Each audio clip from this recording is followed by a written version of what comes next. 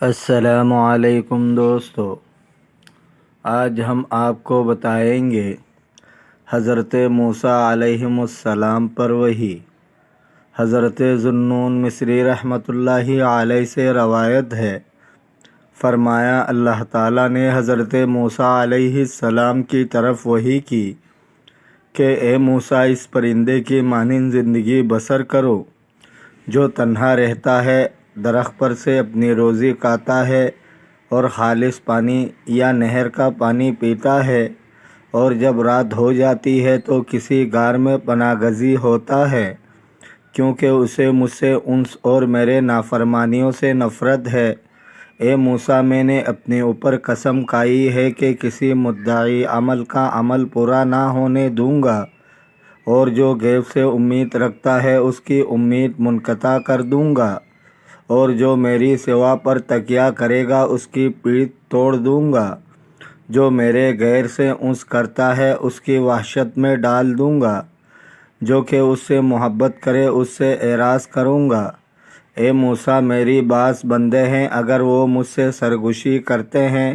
تو میں کان لگا کر سنتا ہوں،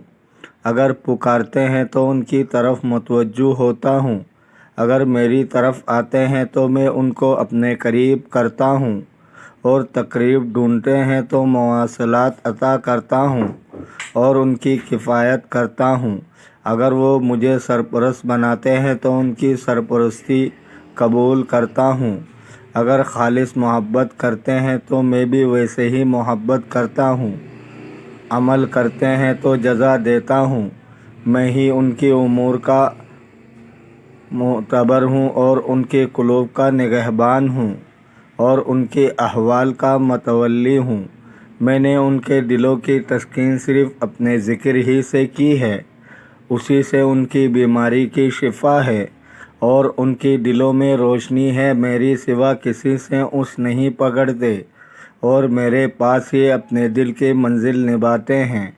اور ان کی چین بھی نہیں آتا سوائے میرے۔ اے اللہ، تو ہم کو بھی ان کے ساتھ ملا دے یا رب العالمین۔